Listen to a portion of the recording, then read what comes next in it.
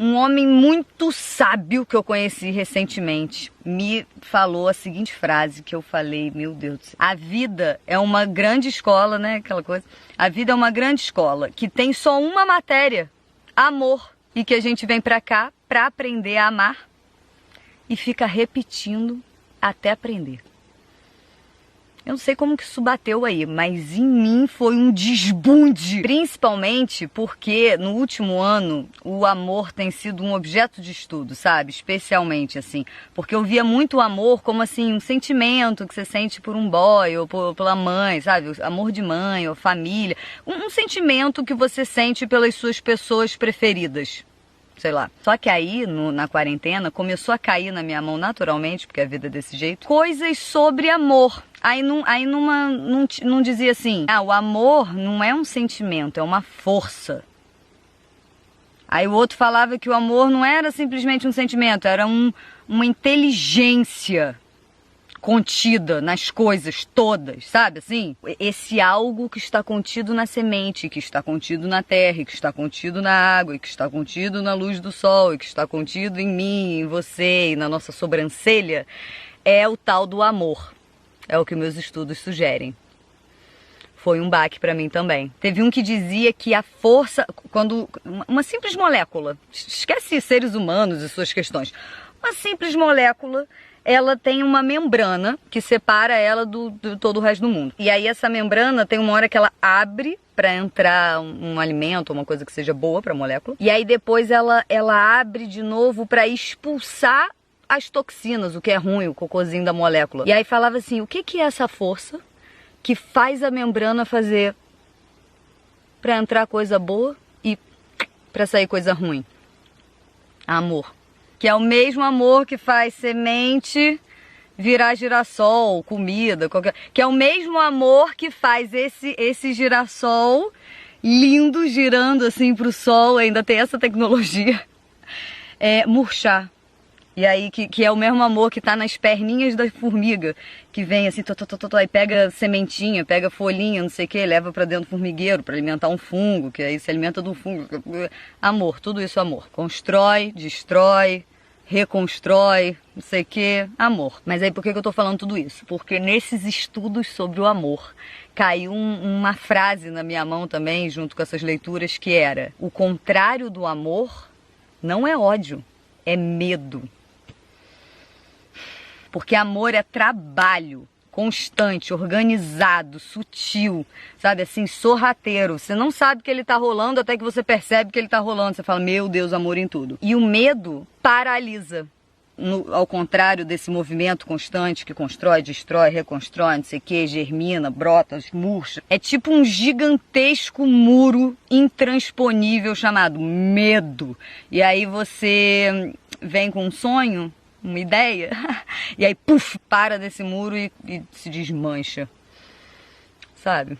Você já deve conhecer esse sentimento, porque se você está vendo esse vídeo, provavelmente você nasceu no Brasil, então certamente você viveu a cultura do medo, que é a cultura que rege a nossa sociedade. Por mais que seja a cultura do medo, ela ainda existe dentro de um mundo que é sobre movimento, que é sobre folha cair, semente brotar, folha cair, semente brotar. É mundo do movimento, não tem pra onde correr. Só que a cultura é do medo, então paralisa. No mundo do movimento, entendeu? Essa angústia. E cultura do medo é essa coisa de você, assim, todas as suas decisões, tipo assim, qual emprego você vai escolher, qual escola seus filhos vão, não sei o quê, qual plano de saúde, qual prédio, qual apartamento, qual casa, qual bicicleta, qual ônibus, qual roupa, qual corte de cabelo, qual maquiagem, qual anel eu vou usar.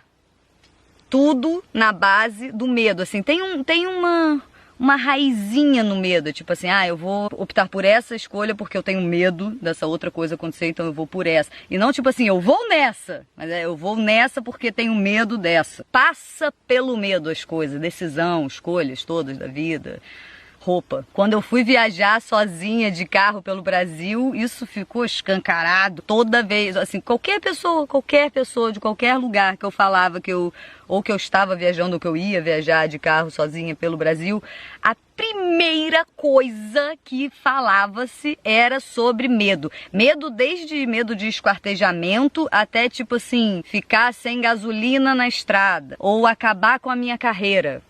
Sei lá, sabe? Perder o timing da carreira. Vai viajar sozinha pelo Brasil de carro e a carreira. Vai viajar sozinha pelo Brasil de carro e se acabar a gasolina no meio da estrada. Viajar sozinha de carro e se não tiver onde dormir, se não tiver onde comer. Porque a nossa cultura é a do medo. É sobre isso que a gente sabe falar.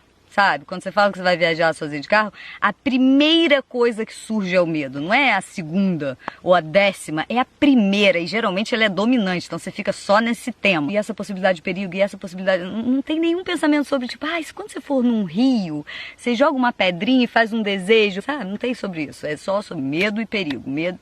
Recentemente fui visitar minha família, depois de quase 2 anos, em Niterói. E aí encontrei minhas tias todas. E aí só se falava sobre medo. Diferentes medos, diferentes notícias que faziam surgir diferentes medos, mas todos os temas eram medo, no final das contas. Até que minha tia Magali veio falar de uma notícia que um urso entrou na casa de alguém no Canadá e destruiu sei lá o quê. E aí ela falou, eu tenho pavor de urso.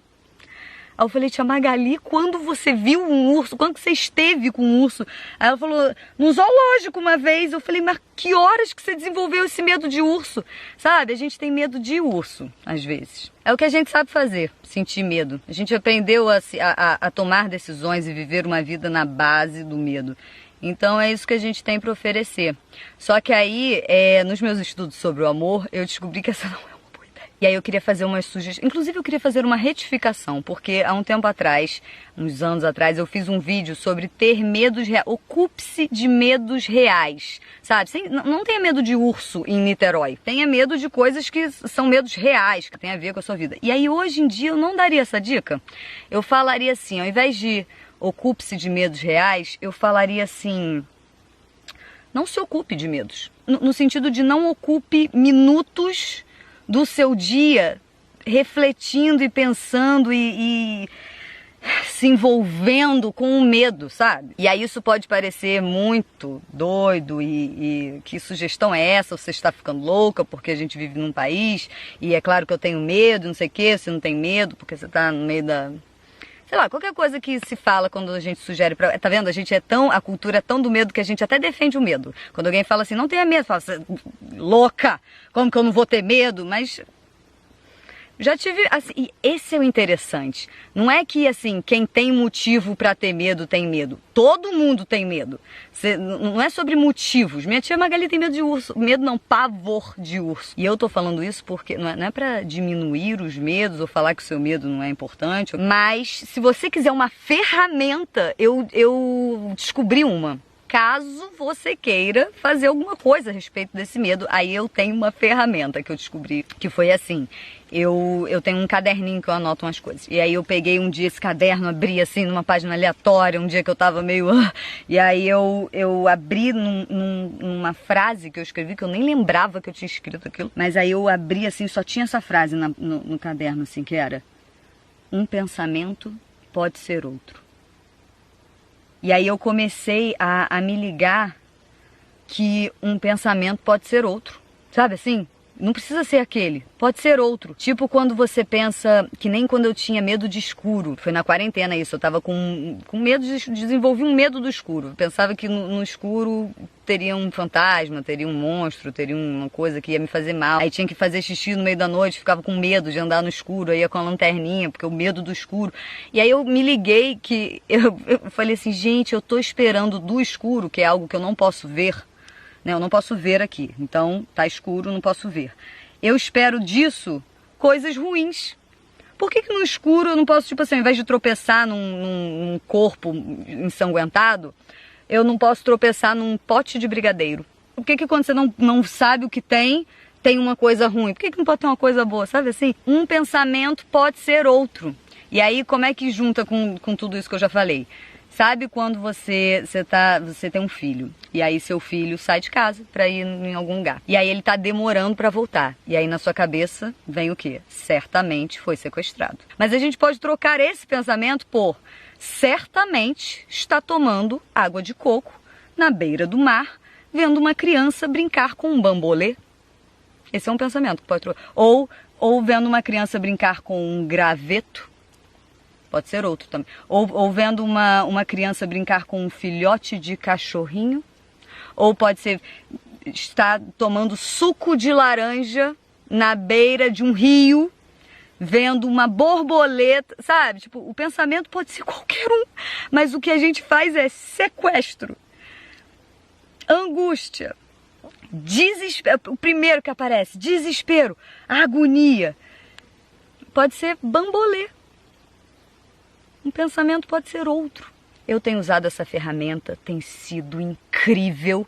Pode nunca usar, pode falar que é loucura, mas assim, eu, antes de falar que é loucura, eu experimentaria por ao menos 2 semaninhas. Veio um pensamento que é claramente baseado no medo, você fala assim, não, esse pensamento pode ser outro. Quero um pensamento baseado em amor. Bambolê.